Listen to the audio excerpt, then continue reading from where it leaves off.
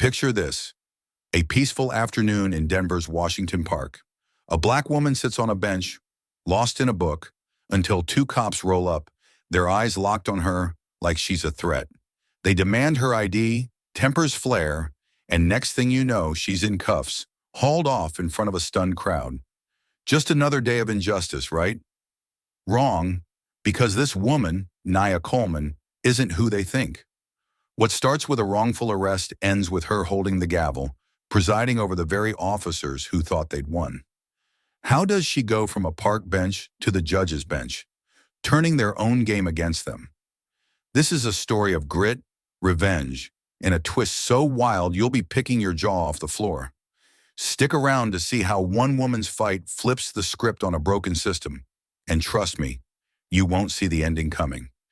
If you're hooked on stories where the underdog bites back, smash that like button, hit subscribe so you don't miss a beat, and drop a comment.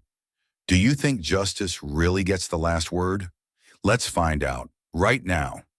The sun hung low over Denver, Colorado, a fading orb of fire casting golden streaks across the sprawling canopy of oak trees in Washington Park. The air buzzed with life, sparrows chirped in a playful chorus, children's laughter echoed from the freshly mown lawn, and the scent of spring earth floated on a gentle breeze. By the edge of the still lake, where sunlight danced on tiny ripples, Nia Coleman sat alone on a weathered wooden bench, her slender fingers cradling a thick hardcover book on constitutional law. Dressed in a soft gray sweater, her round glasses slipping slightly down her nose, she looked every bit the part of a woman stealing a rare moment of peace. At 38, Nia was a sharp-minded attorney, her name whispered with respect in legal circles. But today, she was just a reader, a solitary figure lost in the pages of her sanctuary. The park pulsed like a living painting, vibrant and carefree. But for Nia, it was more than that. It was a refuge. The book in her hands wasn't just knowledge. It was a weapon, a memory, a tether to the little girl who once stood in the dim corner of a crumbling kitchen, watching her mother tremble under a policeman's glare for no reason at all. Nia turned a page, her fingers brushing the text as her breath synced with the soft lapping of water against the shore. For a fleeting moment, the world felt right, until a piercing screech shattered it all. Tires squealed against asphalt, a harsh, guttural sound that sliced through the serenity like a blade. Her head snapped up, eyes narrowing behind her glasses as a black and white police cruiser rolled to a stop, its wheels grinding the gravel path and kicking up a faint cloud of dust. Two officers emerged, their movements stiff and deliberate, as if carved from the cold steel of authority. Jake Sullivan, tall and broad-shouldered, stepped forward first, his icy blue eyes scanning the park with a predator's focus. Behind him came Matt Dorsey, shorter but coiled with aggression, his hand hovering near his belt, where the glint of a holster peeked out. The crowd, joggers, parents, kids, barely registered their arrival.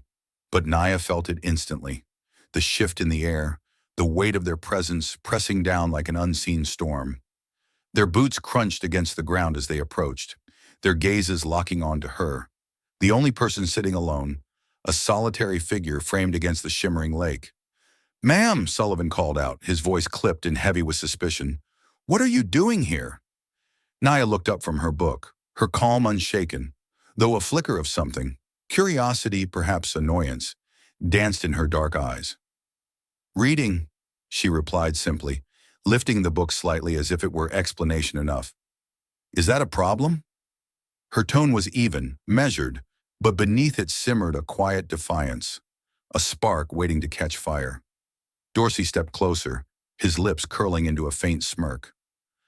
"We got a call about suspicious activity in the area," he said, his words dripping with an edge she recognized too well. "Mind telling us what's keeping you here all by yourself?" Nia's brow arched, her fingers tightening around the spine of her book. Suspicious activity? The park was alive with people, families picnicking, runners pounding the trails.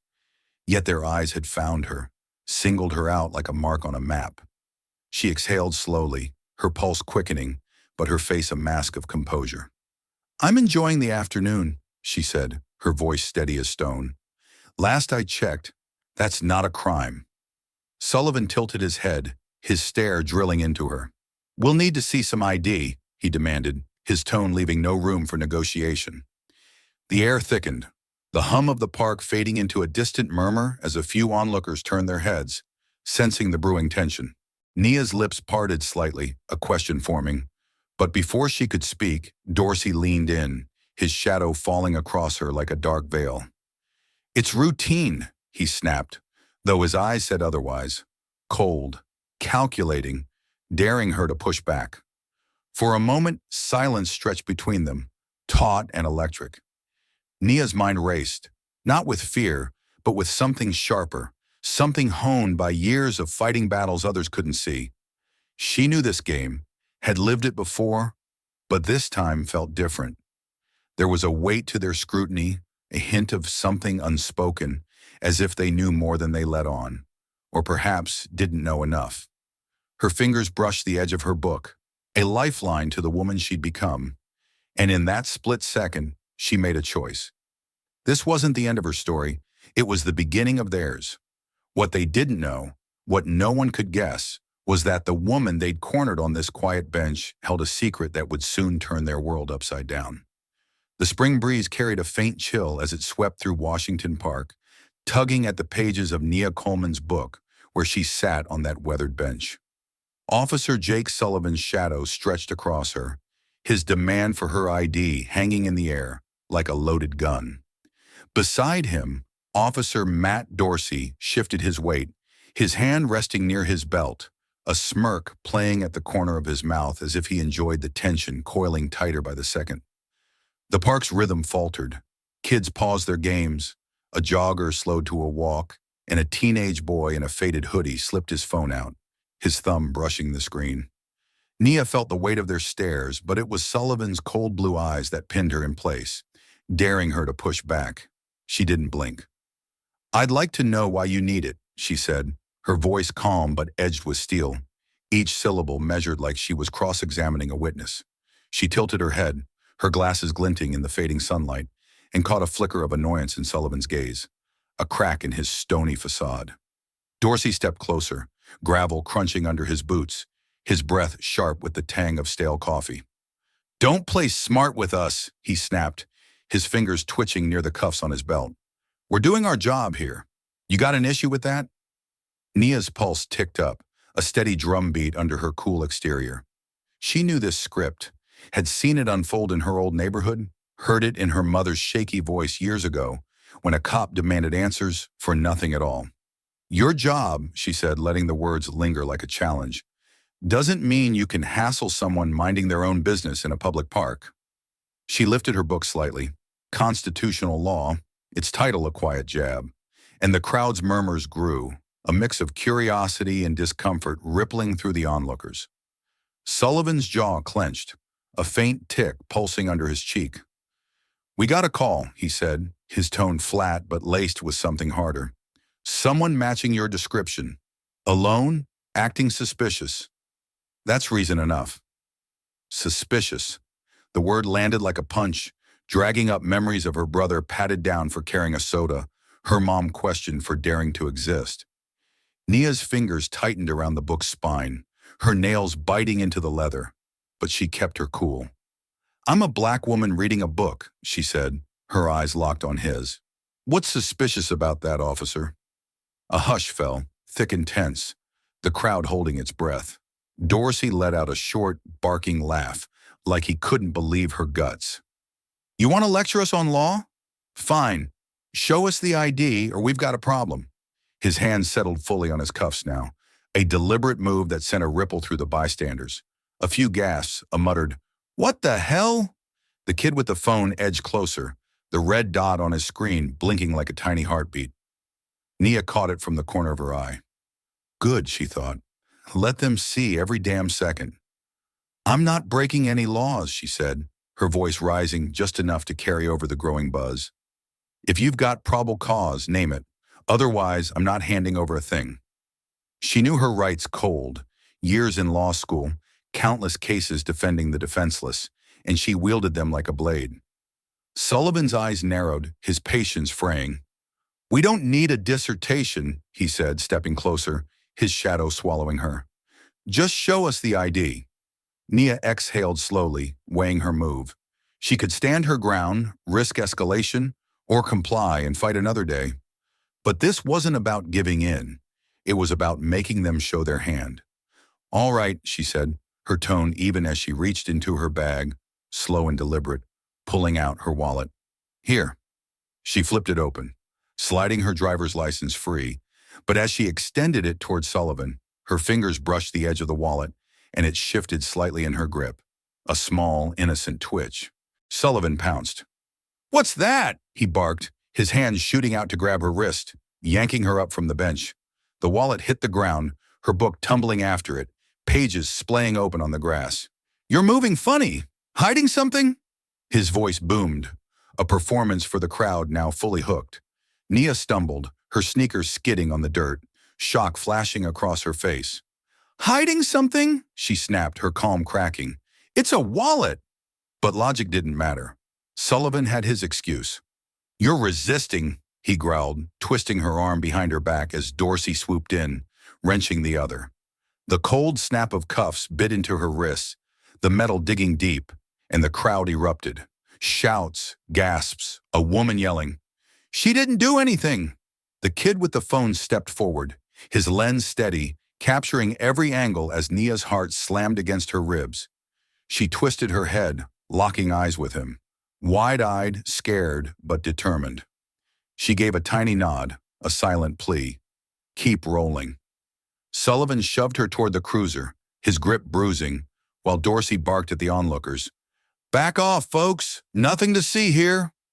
The car door slammed shut behind her, the vinyl seat reeking of sweat and bleach, the air thick and suffocating. Through the window, she watched the park fade, the lake shimmering, her book abandoned, the crowd's faces blurring into a sea of outrage. Her wrists ached, the cuffs cutting deeper with every jolt. But her mind was razor sharp, already turning the pieces over. She'd been here before, not in cuffs, but on the edges of the same game. As a kid, she'd watched her mom shrink under a cop's glare, powerless and small. Back then, she'd had no voice, no fight. Now, she had both, and then some. In the cruiser's grimy window, her reflection stared back, fierce, unbroken, alive with purpose. "This isn't over," she whispered, the words of promise carved into her soul. The ride to the station was a haze of crackling radio static and the low growl of the engine. When they arrived, Dorsey hauled her out, his grip rougher than necessary, and marched her through the precinct's glass doors into a sterile, fluorescent-lit maze. The booking process dragged, ink staining her fingertips, a mugshot flash searing her eyes, a shove into a holding cell. The door clanged shut, and Dorsey's voice slithered through. "Get comfy, counselor," he sneered, his smirk back in full force. "You're ours now." Nia sank onto the cold bench, her hands clasped tight, the cuffs gone but the sting lingering. The lights buzzed overhead, a relentless drone, but she shut her eyes, blocking it out. She replayed it all. The park, their words, the crowd's gas. Anger burned hot, but it wasn't just that.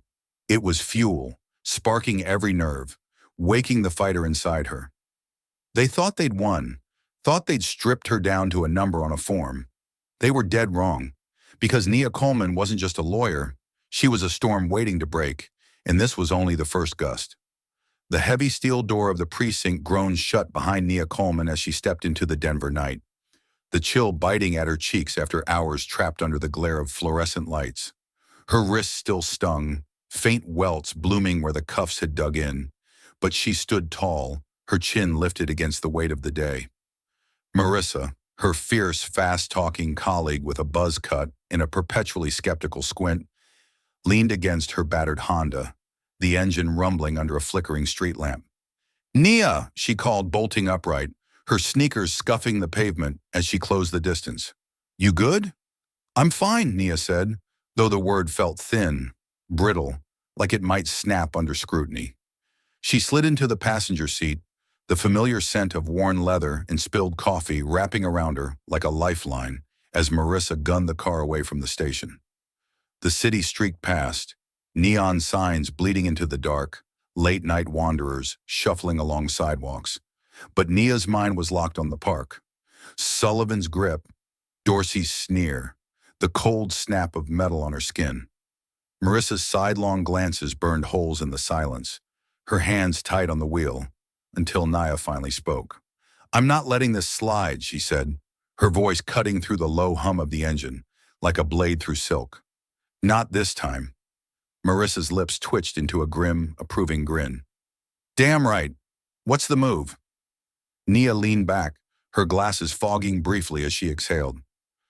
"I'm taking them down, Sullivan, Dorsey, and the whole rotten machine that backs them up." By the time they reached her apartment, Nia's kitchen had transformed into a command center. The table was buried under a chaos of legal pads, dog-eared books, and her laptop glowing like a war beacon in the dim light. She sat there still in her sweater, a mug of black coffee steaming beside her as her fingers hammered the keys, drafting a civil rights lawsuit with the precision of a surgeon and the fury of a prizefighter. This wasn't just a complaint. It was a reckoning aimed at Sullivan and Dorsey with the Denver PD square in its sights. Every line she wrote was a brick in a wall she'd build to bury them. Every precedent a spark in the fire she'd ignite. Her hands trembled, not from exhaustion, but from a rage that had simmered too long, now boiling over. Morning broke with a vengeance when the video hit X like a Molotov cocktail. That kid from the park, the skinny one in the hoodie, with shaky hands and a steady lens, had posted it raw and unedited. Nia, cool as ice, her book tumbling as Sullivan yanked her up. Dorsey snarling, snapping cuffs on her, while the crowd gasped and cursed. The caption was short, sharp. "Cops harass innocent woman in broad daylight. This Denver's finest." By noon it had racked up thousands of views, retweets, comments, a digital uprising that spread like wildfire across the city and beyond. Nia watched it loop on her phone, perched on the edge of her couch, coffee gone cold in her hand. She didn't smile, didn't cheer. She felt the gravity of it, the eyes on her now, the voices rising in chorus. Her inbox pinged relentlessly, a single mom from Aurora typing through tears about her son beaten by cops, a college kid offering to march on the precinct, an old mechanic from 5 Points sharing a story that echoed hers down to the bone. Each message was a thread in a growing web, and Nia knew this wasn't just her fight anymore. It was theirs. Marissa barged in around lunchtime, juggling takeout bags and her phone, her eyes wide as she scrolled the comments. "Nia," she hung up staring at the stack of notes beside her, the lawsuit morphing into something bigger, deadlier. This wasn't just about two rogue cops. It was about a system that thrived on silence, on cover-ups, on power unchecked. She cracked her knuckles, a slow, fierce grin breaking across her face. Sullivan and Dorsey thought they'd broken her that day in the park. Thought they'd walked away clean. They had no clue what was coming, because Nia wasn't just filing a case, she was setting a trap. And when it snapped shut, the whole precinct would feel the jolt. The weeks after Nia Coleman's arrest blurred into a relentless grind, her apartment a war zone of legal briefs and cold coffee mugs. Ed's revelation about Sullivan's buried excessive force complaint had turned her lawsuit into a battering ram, aimed not just at officers Jake Sullivan and Matt Dorsey, but at the Denver PD's whole rotten underbelly. The viral video fueled the fire, its views soaring past millions, and the community support swelled like a river after a storm. She was deep in the trenches, drafting motions, rallying her team, speaking at packed town halls, when fate threw her a wild card she hadn't seen coming. It was a crisp Tuesday morning in March, the kind where the air bit just enough to keep you sharp. Nia stood at her kitchen counter, pouring her third cup of coffee, when her phone buzzed. Ed's gruff voice crackled through, laced with a mix of caution and something else. Glee, maybe. "Nia, you sitting down for this one?" he asked. She smirked, cradling the mug. "I'm good, Ed. Hit me." He cleared his throat, drawing it out. "You've been tapped to sit as a temp judge next month. Internal misconduct hearing. 2 officers, excessive force rap. Guess who's in the hot seat?" A pause hung heavy, then he dropped the bomb. "Sullivan and Dorsey." Nia's hand froze mid-sip, coffee sloshing against the rim. The room tilted for a heartbeat, her lawsuit, the park, those cuffs, all slamming into this insane twist. She set the mug down hard, her voice tight. "You're messing with me." Ed's laugh rumbled low. "Nope. Clerk's office called it in. Random draw, but hell if it ain't perfect. You're presiding over their sorry hides." She sank into a chair, her mind spinning like a top. She'd been gearing up to bury them in court as a plaintiff, and now she'd be staring them down from the bench? It was almost too good to be true. The idea clawed at her, sharp and relentless. Could she pull it off? Sit up there, impartial, when every nerve in her screamed to settle the score? She thought of Marissa's offhand quip a few weeks back, after a late-night strategy session. "You ought to be the judge, Nia. Put these clowns in their place from the big chair." They'd laughed it off then, but now it hit different. She'd turned down temp judge gigs before, too buried in her caseload. But this was no coincidence. It was a shot, and she wasn't about to miss it. She thought of the park, Dorsey's taunts, Sullivan's rough hands. Then she thought of the cashier's trembling grip, the single mom's email, the kid with the phone, all those faces leaning on her. This wasn't about payback, she told herself. It was about justice, the kind that didn't flinch.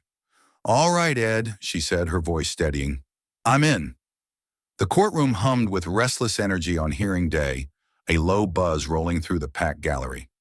It was just a routine misconduct review, nothing flashy, but Nia's story had lit a fuse, pulling in reporters, activists, and locals who'd seen the video and wanted a front row seat. She stepped out from the judge's chambers, her black robe flowing like a dark river, and the room went still. The weight of it pressed down, the polished oak, the high ceiling, the sea of eyes. But she climbed the bench with purpose, her chin high, her glasses catching the light. She settled in, scanned her notes, then looked up. There they sat, Jake Sullivan and Matt Dorsey, rigid at the defendant's table, their uniforms crisp, but their faces anything but. Sullivan's color drained the second he recognized her, his broad frame shrinking like a balloon losing air. Dorsey's jaw locked tight, his eyes darting between her and his lawyer, a twitchy guy in a budget suit who looked like he'd rather be anywhere else. Nia let the silence stretch, the air thickening around them, before she spoke. "This court is now in session," she said, her voice ringing clear and firm. "Be seated." The case unrolled like a slow-motion car wreck. The prosecutor, a lean buzz-cut kid with a pit bull's tenacity, laid it out. Sullivan and Dorsey had roughed up Darius Wade, a 22-year-old pulled over for a busted taillight 6 months back. Darius took the stand, his voice trembling but solid, recounting how Sullivan's knee had crushed his chest while Dorsey twisted his arm until it cracked. "I didn't fight," he said, his eyes flicking to Nia.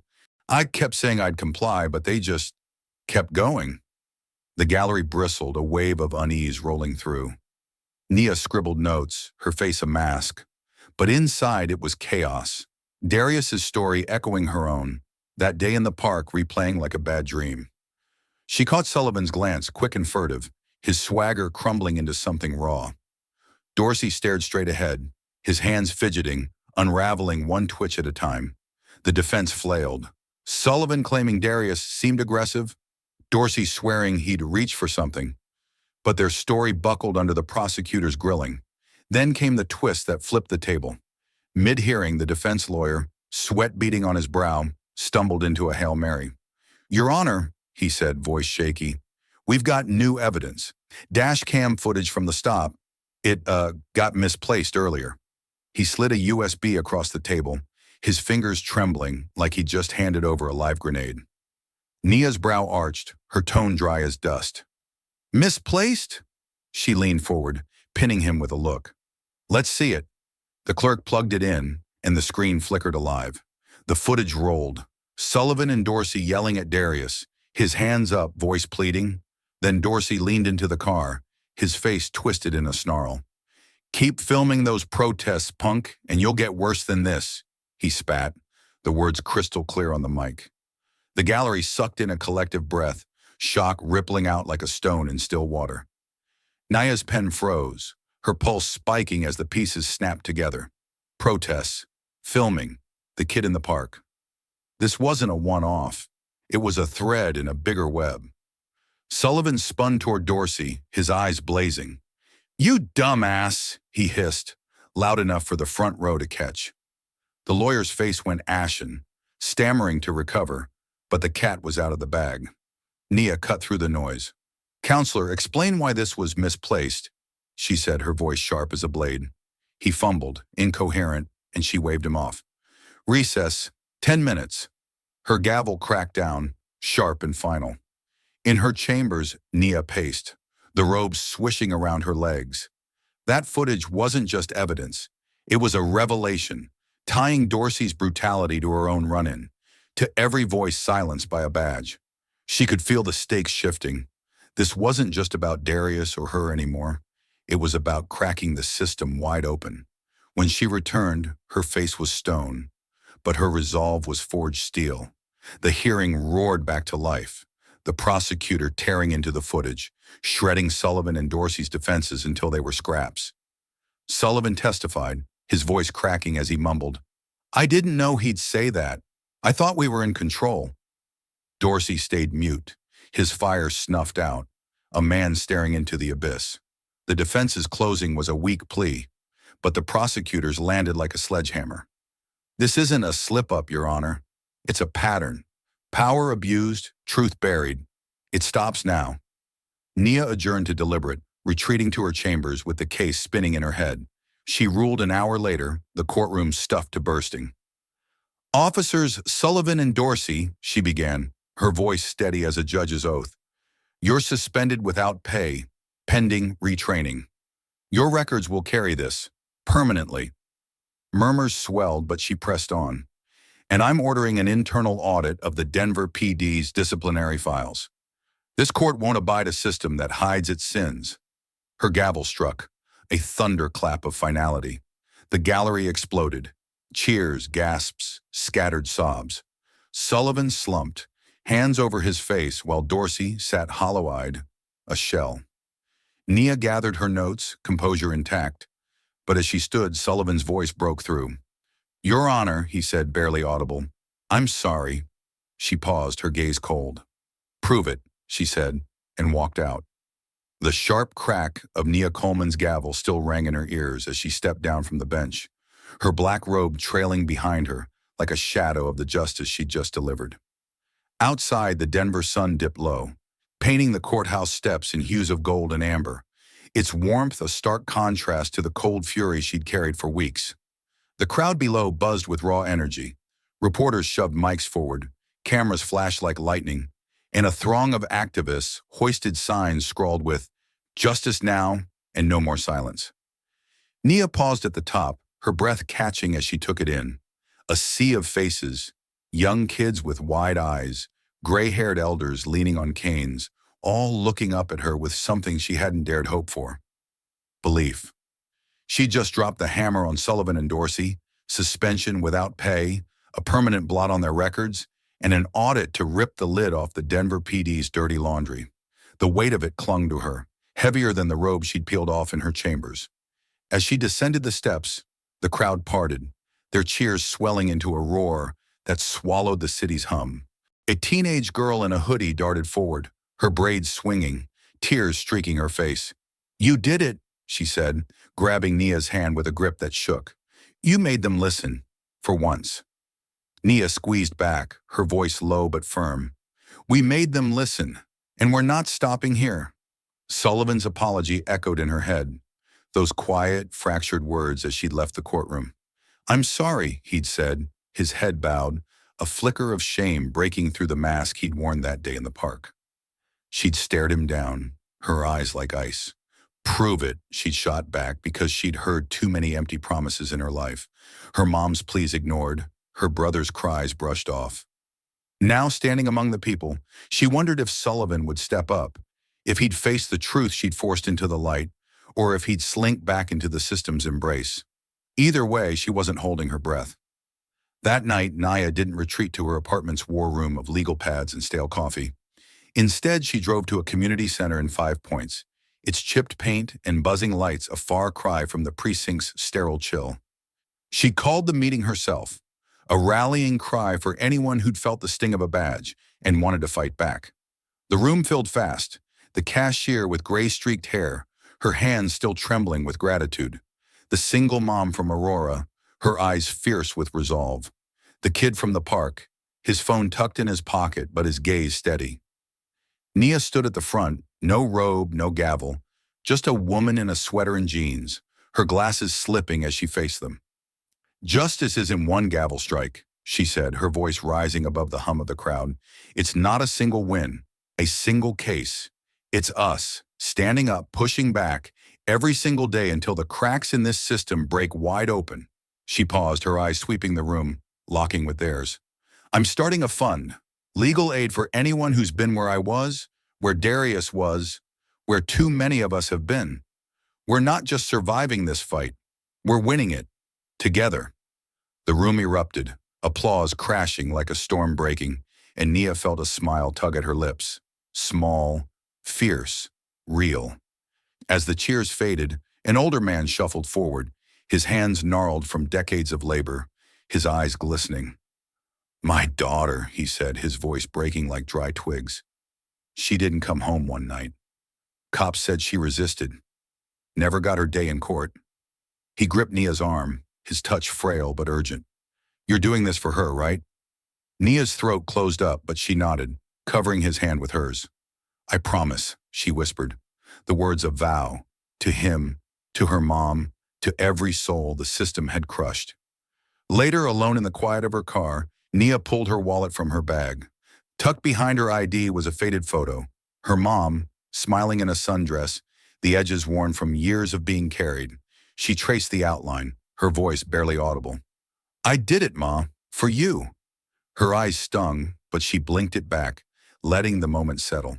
She'd learned something through all this, not just about law or power, but about resilience.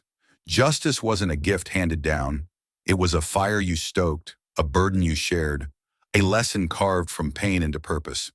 The next afternoon, Nia stood on the courthouse steps again, the wind whipping her coat as a group of kids, barely older than the boy who'd filmed her, gathered below, raising banners and chanting, "No justice, no peace."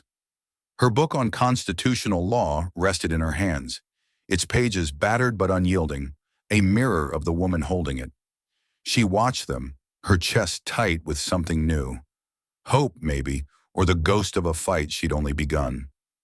The system wasn't fixed, not by a long shot, but it was trembling, and through its fractures, light was spilling out.